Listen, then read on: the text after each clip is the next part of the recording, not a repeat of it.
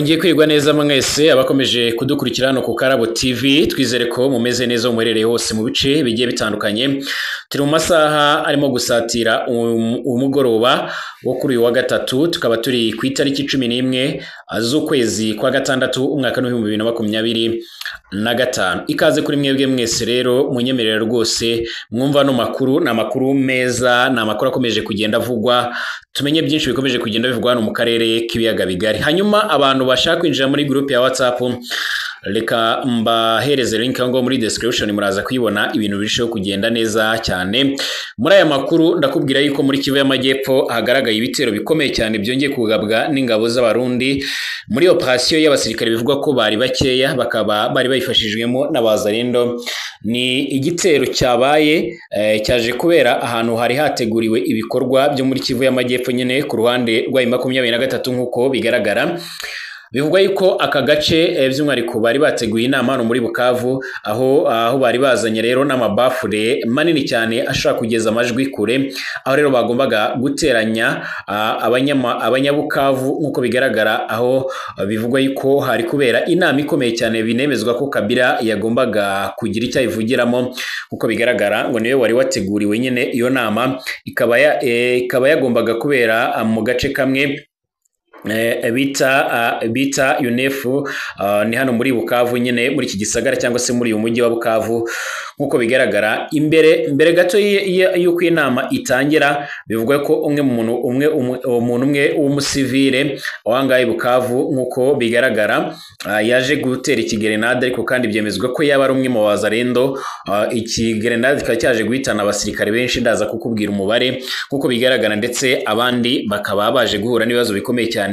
Hapfuye umuntu umwe kandi mu basivile, ndetse undi arakomereka nkuko byamaze kugenda byemezwa, ndetse iyi nama isa niyamaze kugenda yagarara cyane yuko ari agace kaje guhungabanyamo umutekano nkuko bigaragara.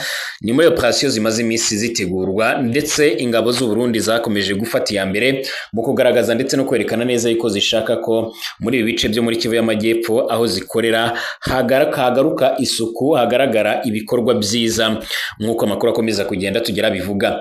Ndakubwira yuko kandi Leta Zunze Ubumwe za Amerika zamaze gusaba yuko mbere yuko amasezerano agomba gushyirwaho umukono hagati ya Kongo ndetse n'u Rwanda asinywa, bakaba bamaze gusaba yuko ingabo z'u Rwanda zava ku butaka bwa Kongo. Aya namwe makuru akomeje kugenda avugwa. Ikaze kuri mwebwe mwese rero, niba ari ubwa mbere geze hano, reka nkubwire ngo kanda subscribe umunsi gato rwose, ufungure no kunzogera, hanyuma utanga igitekerezo kandi like ibiganiro byacu nabisangiza ku nshuti zawe.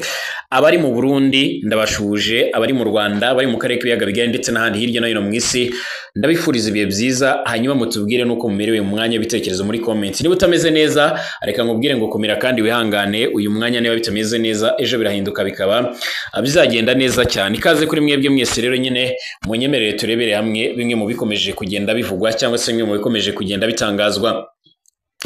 Ni igitero kitari kinini cyane, ariko kandi bivuga ko cyaje kugira ingaruka zikomeye cyane ku mutwe wa 23 hano muri Bukavu. Bukavu muzi neza ko yafashwe mu kwezi kwa kabiri, ahubwo rero umutwe wa 23 wari umaze kwigora ibindi bice bigiye bitandukanye. Aha Bukavu rero kugeza ubu hakomeje kuba umutekano mukeya, ndetse ingabo z'abarundi zihari ku bwinshi muri Kivu y'Amajyepfo mu bice bigiye bitandukanye, aho ziteguye gukomeza gucunga umutekano ndetse no kurebera hamwe uburyo ibintu bishobora kuba byamera neza. Izi ngabo z'abarundi kandi zikomeje gufatanya n'abazarendo. Amakuru dufite tugeraho muri kano kanya rero akaba ashimangira yuko iyi nama yaje kugenda ihagarara. Ni inama bivugwa ko yari yatumijwe n'abakurwande rwa 23, ndetse aho bari bazanye ibikoresho birimo amabafure.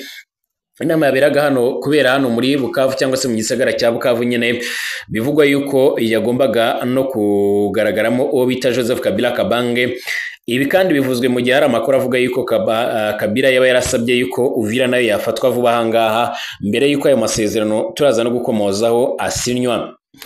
Nkuko bigaragara mbere yuko iyi nama iba rero umwe umusivile by'umwihariko bivugwa yuko yaba yegeranye n'abazarendo, ndetse akaba asanzwe akorana n'abarundi. Nkuko bigaragara ngo yaje gutera amagrenade, grenade bivugwa ko zaje guhitana abasirikare bagera muri 6 ba 23, bakaba bahise basiga ubuzima nyine. Ubwo nyine naho rero nyine nabo bahita batangira kurasa batabona n'uwabikoze, haba ukwiruka ku bukomeye cyane umwe wese atazi yajya, ibikoresho n'ibindi byose byaba biri aho, bamwe barabita barirukanka. Bivuga yuko kandi M23 yari yamaze gucungera umutekano wabo bantu aho bari bari, nk'uko bikomeje kugenda bigaragara. Ndetse bivuga yuko ngo hari abasirikare benshi bari 23 bari bagiye gucunga umutekano guhera ahitwa Nyagungu, ngo bari bazibiye abazanye ndetse n'ingabo z'u Burundi, bumvaga ngo ariho igomba guturuka cyangwa se abanza ariho bashobora kuza guturuka nyine muri Sud Kivu, ngo nyine igihe igiye kubatera kugira ngo iburizemo iyo nama. Hanyuma rero baza gutungurwa nuko ibitero byaturutse ahandi, nk'uko bikomeje kugenda bigaragara.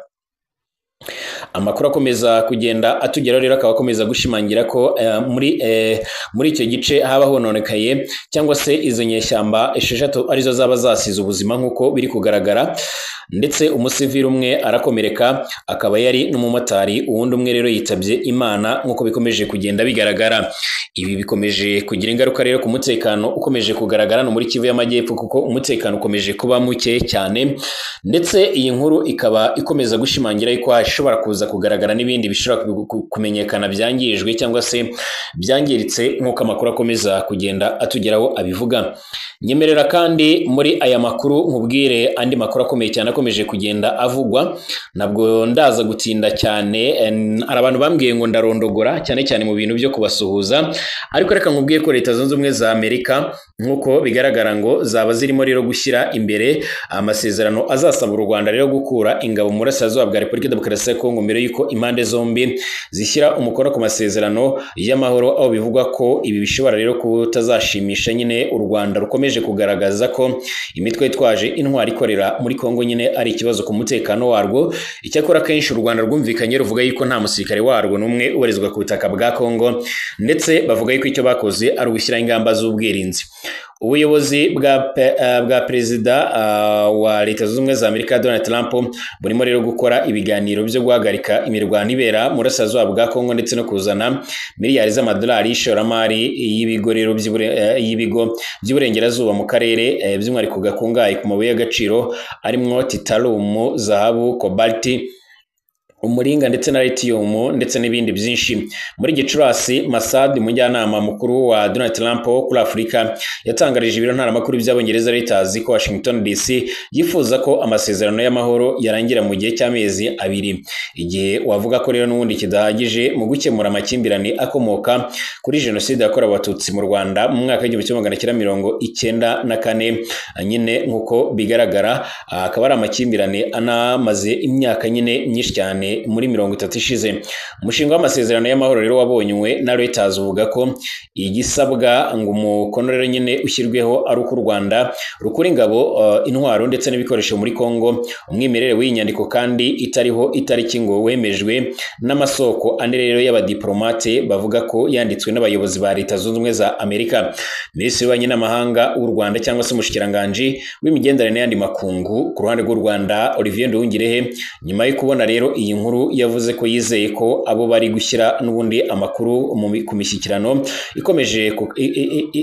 ikomeje nyine ku karubanda bazi ingaruka bishobora kuba byagira. Ati nizere ko abo impande ziri rero mu biganiro bikomeye nyine bikomeje ku masezerano y'amahoro hagati ya Leta y'u Rwanda ndetse na RDC barimo rero gushora nabi nyine ibyifuzo by'uruhande rumwe, ndetse n'inyandiko zirimo rero z'imirimo rero ikomeje mu itangazamakuru, bumva ko rero nyine bashobora kubangamira insinzi y'ibiganiro bya Washington DC.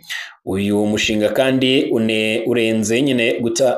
urenze gutangaza nyine amahame abaminisitiri b'ububanyi n'amahanga b'ibihugu byombi rero basinye mu muhango wabereye Washington DC muri Mata hamwe n'umunyamabanga wa Leta Zunze Ubumwe za Amerika Michael. Iyo nyandiko kandi navuga ko impande zombi zizakemura ibibazo byose by'umutekano mu buryo rero bwubahiriza ubusugire bwabyo.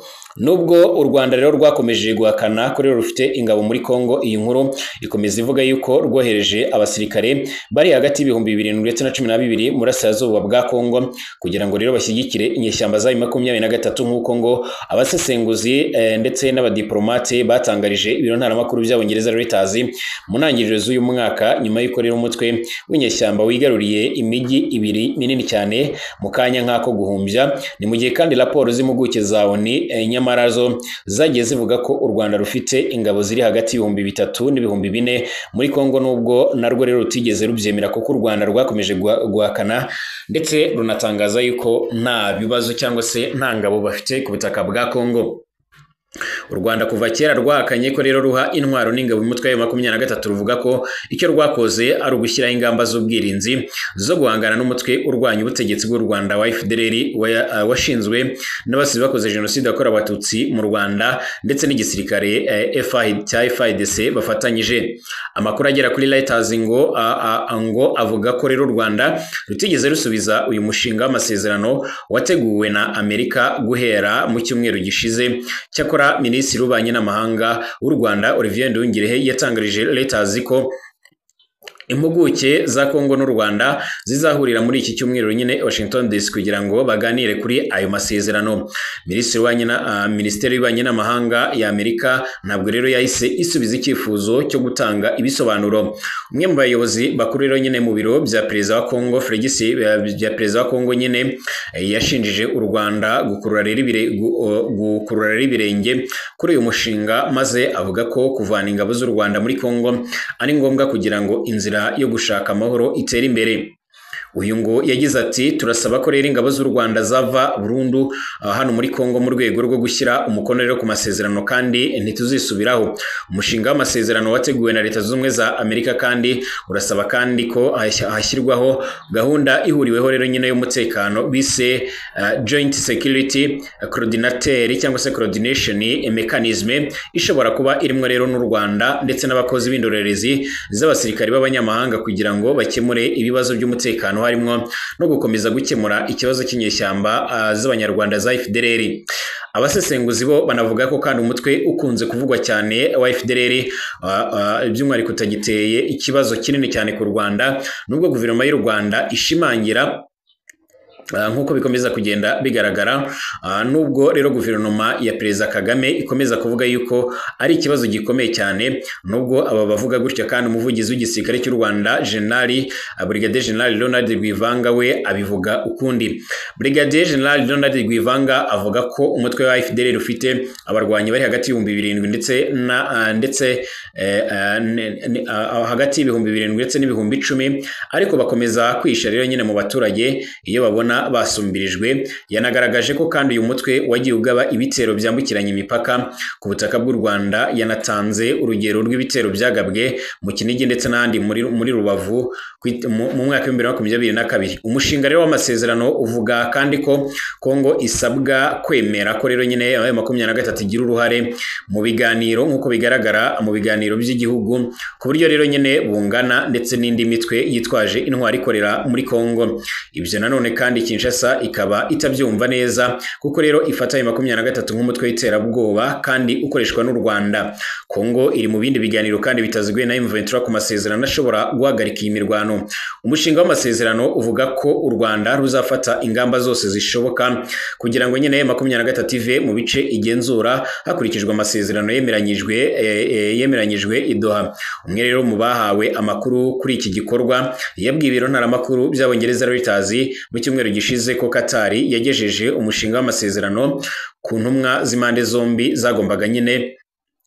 zagombaga kubanza kuwugishaho inama n'abayobozi babo mbere yo gukomeza ibi biganiro nk'uko bigaragara. Umwe mu bayobozi b'inyeshyamba utaravuzwe amazina we yavuze ko nta kintu gifatika kiragerwaho nyine kiganisha ku kurangiza ayo masezerano ashobora gutuma 23 itakaza ibice yigaruriye, nubwo ibi bisa nk'ibidashoboka rero ukurikije ibyagiye bitangazwa n'abayobozi ba 23 mu bihe bigiye bitandukanye. Birasa naho ikibazo cy'umutekano muke ku butaka bwa Kongo gikomeje kuba ingutu kuko ni ikibazo cyagurukije isi ndetse n'abatuye isi, ariko kugeza ubu kikaba gikomeje kuba ikibazo kirekire. Mbashimire, tugaruke mu kanya.